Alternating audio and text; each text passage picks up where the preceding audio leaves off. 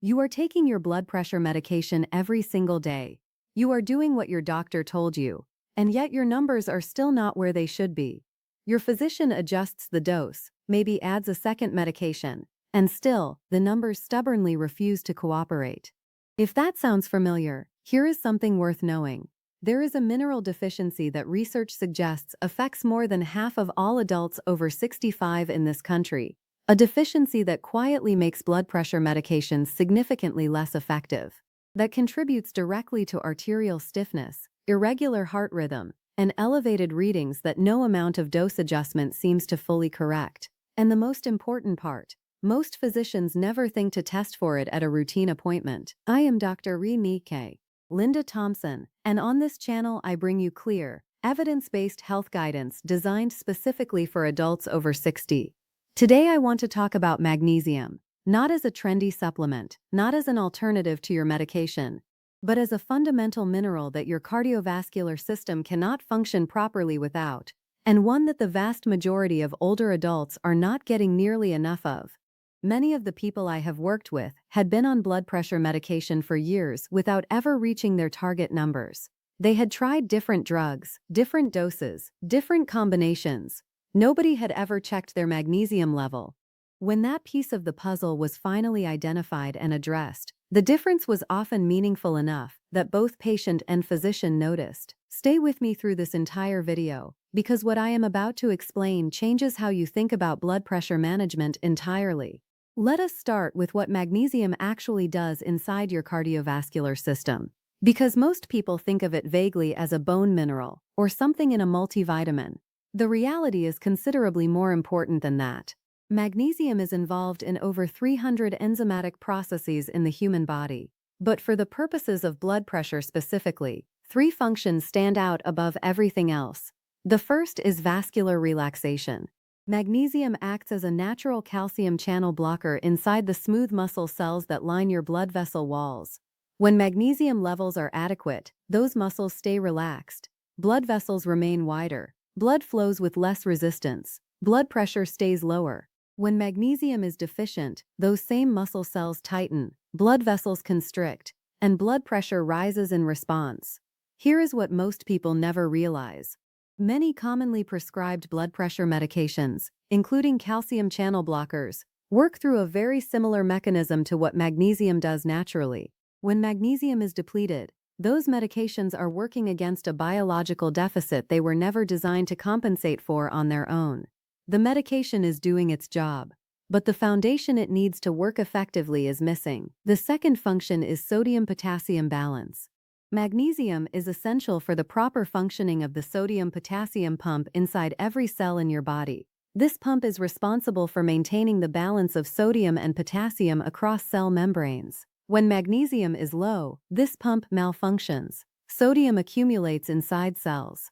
And elevated intracellular sodium is one of the most direct drivers of elevated blood pressure. This is also why potassium supplementation, which many physicians recommend for blood pressure, often produces disappointing results in magnesium-deficient patients.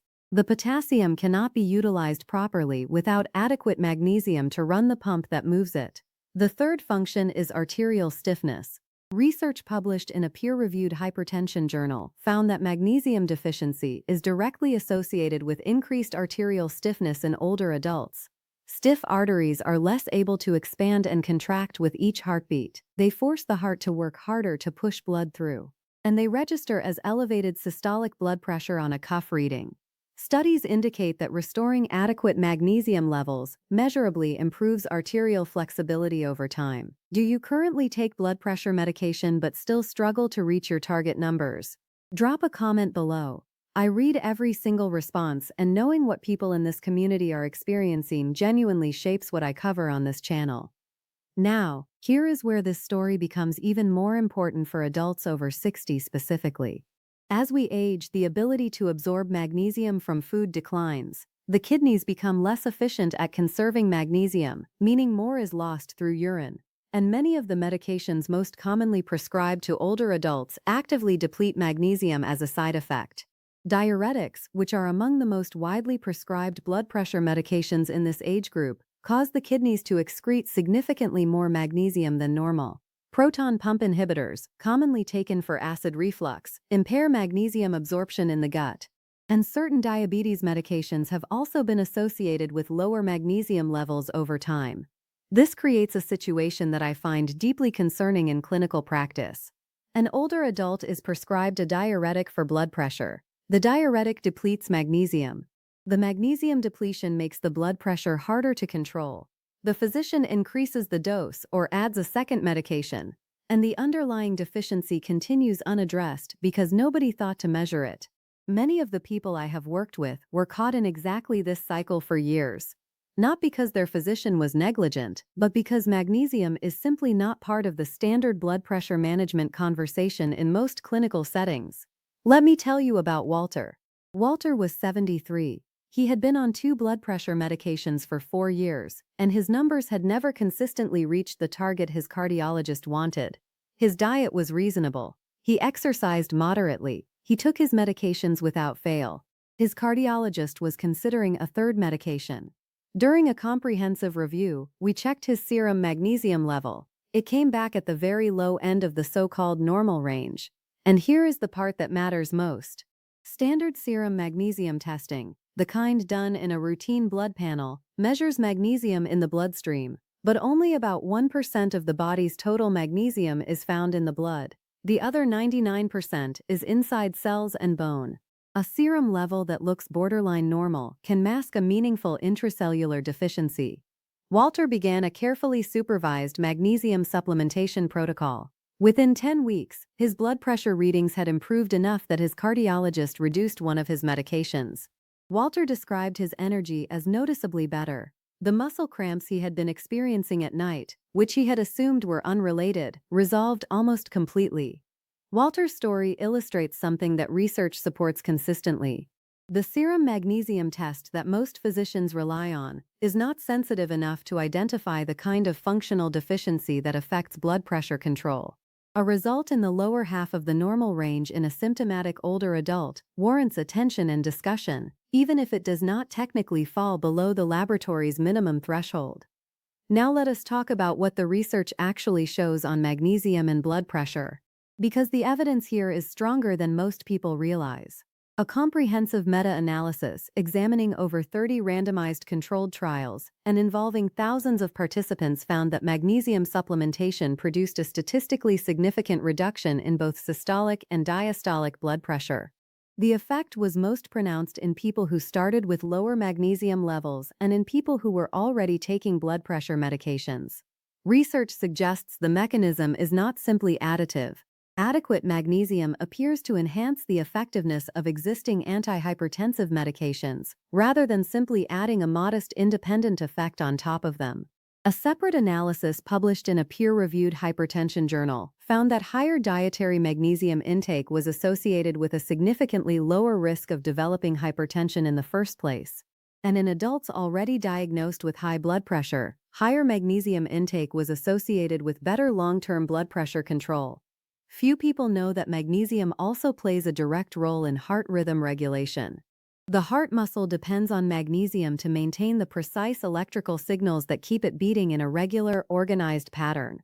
Research consistently links low magnesium levels to a higher incidence of atrial fibrillation and other arrhythmias in older adults. For seniors managing both blood pressure and heart rhythm concerns, magnesium status becomes doubly important.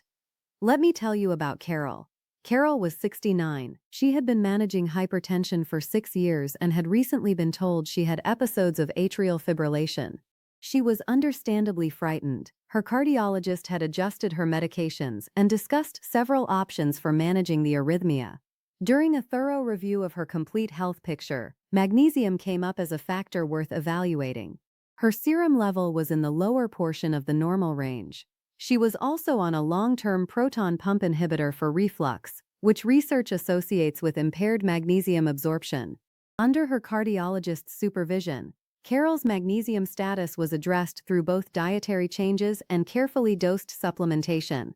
Over the following months, her blood pressure control improved, and the frequency of her atrial fibrillation episodes decreased meaningfully.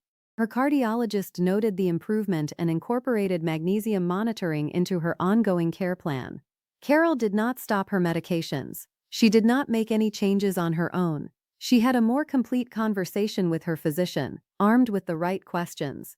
That is exactly the outcome today's video is designed to make possible for you. So here is your action plan. Specific and practical. The first thing I want you to do is ask your physician to check your magnesium level at your next appointment. Ask specifically for a serum magnesium test if it is not already part of your routine panel. And when the result comes back, ask where your number falls within the reference range, not just whether it is technically normal. A result in the lower half of the normal range in someone with poorly controlled blood pressure is worth a conversation. The second thing is to review your current medications with magnesium depletion in mind. If you take a diuretic, a proton pump inhibitor, or certain diabetes medications, ask your physician whether magnesium monitoring should be part of your routine blood work going forward. This is not a complicated request. It is a reasonable one given what the research shows.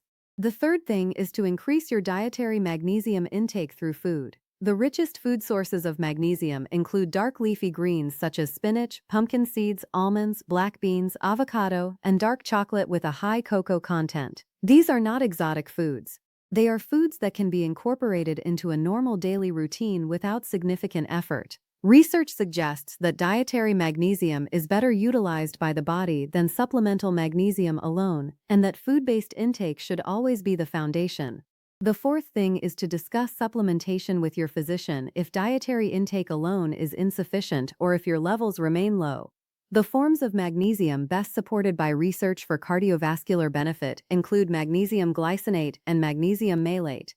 These forms are generally well tolerated and absorbed more effectively than magnesium oxide, which is the form found in most inexpensive supplements and is poorly absorbed by older adults. Typical doses used in clinical research range from 200 to 400 milligrams daily. But the right dose for you depends on your kidney function, your current medications, and your overall health picture. Please do not begin supplementation without discussing it with your physician first, particularly if you have any kidney impairment, as magnesium is cleared by the kidneys and can accumulate to unsafe levels if kidney function is reduced. The fifth thing is to track your blood pressure readings at home while any changes are being made. A simple daily log of your morning reading gives your physician concrete data to work with and makes the conversation at your next appointment far more productive. Here is what I want to leave you with. If your blood pressure has been difficult to control despite consistent medication use, if you take a diuretic or a proton pump inhibitor, if you experience frequent muscle cramps, fatigue, or heart palpitations, magnesium deficiency belongs on your list of things to discuss at your next appointment, not as an alternative to your medications, as a missing piece that may be making everything else work less effectively than it should. You deserve a blood pressure management plan that addresses the full picture, and magnesium is a part of that picture that far too many older adults never get the chance to discuss. Drop a comment below and tell me whether your physician has ever checked your magnesium level. Just yes or no. Your response helps me understand how often this conversation is actually happening in clinical practice. If this gave you something useful today, please share it with someone you care about who is managing blood pressure. One conversation with the right information at the right time genuinely changes what someone does next. Subscribe if you have not already, because next week I am covering the specific combination of blood pressure medications that research now links to accelerated kidney function decline in older adults. It is a finding that is specific enough and serious enough that you will want to know about it before your next appointment. Take good care of yourselves. I will see you next week.